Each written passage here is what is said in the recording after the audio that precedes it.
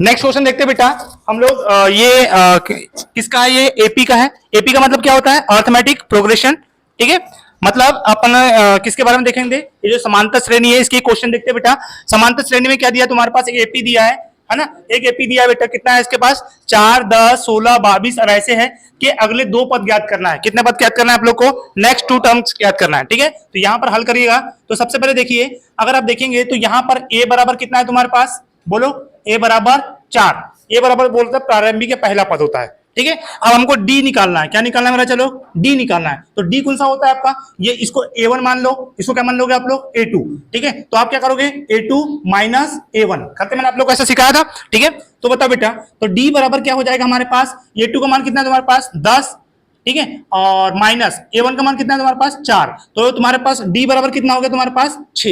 यह है सर्वांतर। क्या बोलते हैं इसको? डी बराबर मतलब क्या होता है? यहाँ ए बराबर प्रारंभिक पद, प्रारंभिक पद होता है।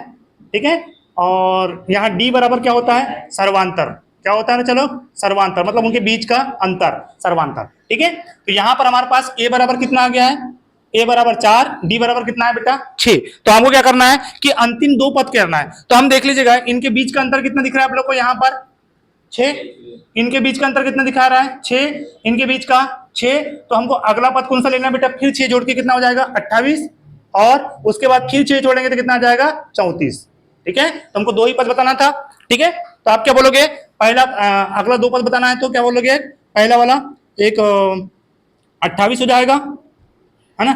एक पद 28, 28 और कितना हो जाएगा बेटे तुम्हारे पास? 36। यही तुम्हारा क्या हो जाएगा? आंसर।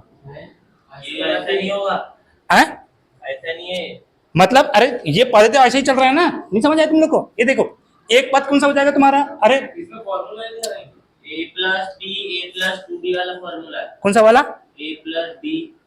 तो ये तो हो गया ना, वैसे जोड़ना है ना। देखो अंतर को जोड़ना है।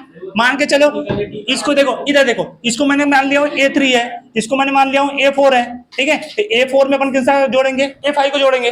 ठीक है, A5 में किसको जोड़ेंगे हम लोग? A6 को। या फिर ऐसा भी नहीं कर सकते तो आप एक काम कर लीजिएगा, मैंने तो कर लिया ना। डी बराबर कितना आ गया तुम्हारे पास? 6। डी बराबर कितना आ गया तुम्हारे पास? 6। अब इसी में हमको क्या करना है? 22 में नेक्स्ट पद ज्ञात करना है, दूसरा उसके बाद वाला पद ज्ञात करना है। तो 22 प्लस 6 कितना हो जाएगा तुम्हारे पास? 28। कितना हो गया? अरे 22 प्लस 6 कितना हो गया? या फिर ऐसा बोल सकते हो 22 प्लस डी, 22 प्लस डी बराबर कौन सा हो जाएगा तुम्हारे पास? 28। कितना हो गया? 28। और फिर इसमें करोगे 28 प्लस डी बराबर कितना हो गया तुम्हारे पास? 34। यही आ रहा है, देख लो। ठीक है, तो इसमें कुछ नहीं है। ठीक है, चलेगा। बातें समझ आ गई आप लोगों को? क्या करना है बेटा? ए बराबर कितना होता है तुम्हारे पास? 4। और डी बराबर क्या होता है बेटा? A2 माइनस A1 करेंगे तो कितना आ जाएगा तुम्हारे पास? 10 में से 4 गया तो कितना बचेगा? 6।